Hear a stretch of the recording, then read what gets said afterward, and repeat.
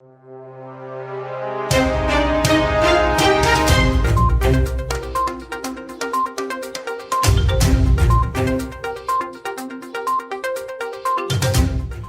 to War India News Hour. Web skimmers move to the server side and extortion play. Successful businesses use instrumentation to measure, manage and improve their processes, but lacking hard evidence, cybersecurity has largely been assumption-based. A report says 53% of attacks infiltrate organizations undetected. The growing trend shows in 2021, many financial cybercriminals are likely to target Bitcoin more often, while other cybercriminals will switch to transit cryptocurrencies when demanding payment from victims for enhanced privacy. On top of that, extortion practices will become even more widespread, be it as part of DDoS or ransomware attacks, with the operators of the latter consolidating and using advanced exploits to target victims. COVID-19 has proven to be a great catalyst for technology adoption by embracing the strategy for digital transformation. Netizens have been forced to increasingly use technology to conduct business in their everyday lives. According to a survey, 43% have cited technology and innovation as the most important aspect in making a city an attractive business hub. This goes hand in hand with the provision of technology infrastructure, which sets business hubs apart. The availability, reliability and security of technology infrastructure ensures seamless connectivity in times of disruption. A report from Kaspersky says financial cyber threats are among the most dangerous as they directly impact the financial well-being of victims, be it individuals or organizations. Drastic changes in 2020 unavoidably affected the way financial attackers operate. Albeit not all of the tactics, techniques and procedures have been influenced by the change of how we live and work nowadays, their influence cannot be understated. This year was substantially different from any other year we have experienced, and yet many trends that we anticipated to come to life last year came true regardless of this transformation of how we live. These include new strategies in financial cybercrime, from reselling bank access to targeting investment applications, and the further development of already existing trends, for instance, even greater expansion of card skimming and ransomware being used to target banks. Let's look into today's headlines in War India.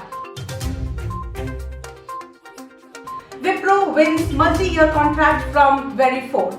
Wipro announced that it has won a multi-year contract from Verifone, a global leader into payments and commerce solutions, to drive agility across its cloud services offerings. Wipro said it would develop new features, capabilities and interfaces for Verifone's cloud services offerings, enabling seamless and flexible transaction processing for the company leveraging its global engineering support team. Wipro will accelerate time to market for Verifone, assisting it to transform its customer partnership, Wipro said in its statement. NPM packages caught installing remote access trojans.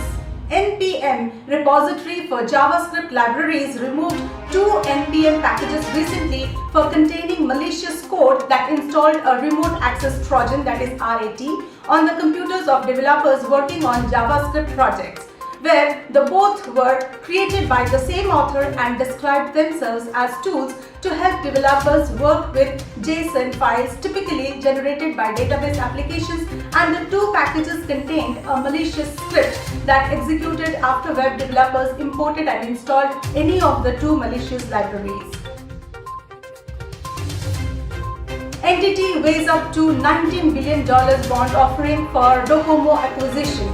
Japan's Nippon Telegraph and Telephone Corp, that is NTT, is considering bond offerings of up to $19 billion in Japan and overseas to refinance loans for the $40 billion acquisition of its wireless carrier business. The company has recently completed Japan's largest ever tender offer for the 34% of NTT Docomo Inc. stock that it did not own. Microsoft revamps Teams calling. Microsoft has announced a major revamp of the calling feature in Microsoft Teams calling service, including a more streamlined calling experience by bringing the dial pad, call history, voicemail, contacts and settings into a single location for a more streamlined calling experience. Microsoft said in a blog post, "We are announcing several enhancements to Teams calling that make it easier for organizations and their employees to strengthen connections and create new ones with just a quick call." PwC banned from doing business in the state of IT Department of Kerala. PwC is among the leading professional services networks in the world. They help organizations and individuals create the value they are looking for by delivering assurance, tax and advisory services. The Kerala government has banned PricewaterhouseCoopers, that is PwC, from participating in the Electronics and Information Technology Department projects for 2 years. The ban on PwC has placed after the appointment of unqualified persons for the Kerala State IT Infrastructure Limited, that is KSITL's Space Park project came to light. Microsoft and Salesforce to compete in collaboration software platform. Microsoft is going to face increased competition for its Teams product and enterprise collaboration software platform as Slack is being acquired by Salesforce.com. Microsoft Teams has enjoyed explosive growth from about 13 million daily active users in mid-2019 to over 115 million daily active users. The customers of Salesforce Customer 360 will be integrated with Slack. With this acquisition, Salesforce and Slack will shape the future of enterprise software combined with its portfolio of companies including Tableau, MuleSoft and Demandware. Google acquires Actifio to enhance its data management portfolio. With the increasing sophisticated security breaches coupled with stronger data protection regulations has given a new priority to the task of holding and using business data more responsibly. Google is all set to acquire Actifio, a data management company that helps companies with data continuity to be better prepared in the event of a security breach or other need for disaster recovery. The deal squares Google up as a competitor against the likes of Rubrik, another big player in data continuity. However, the terms of the deal were not disclosed in the announcement. Ant Group denies talks to sell stake in Paytm. The political tension between India and China has led to the ban of 267 Chinese apps so far. Ant Group, formerly known as Ant Financial, is part of Chinese billionaire Jack Ma's Alibaba Group, has about 30% stake in Paytm. As reported by Reuters, Ant Group's stake in Paytm's parent entity would be valued at about $5 billion based on the $16 billion valuation ascribed to its business when the startup raised $1 billion in November 2019. However, as per the Ant Group, the Reuters story is untrue. As per the report, Ant Group is existing from the investment in BigBasket by selling to Tata Group. Lambda Test raises $6 million funding led by Secure Capital. Founded by Azad Khan and Jai Singh in 2017, Lambda Test, the cloud-based browser testing platform that allows developers to seamlessly test their websites and apps on any browser or operating system environment, has secured $6 million, that is rupees 44.2 crores in funding led by Secure Capital India's Surge, a rapid scale-up program for startups in Southeast Asia and India. The funding advances Lambda Test's commitment to scaling its ecosystem and building a next-generation cloud infrastructure for the developers and test community, it added.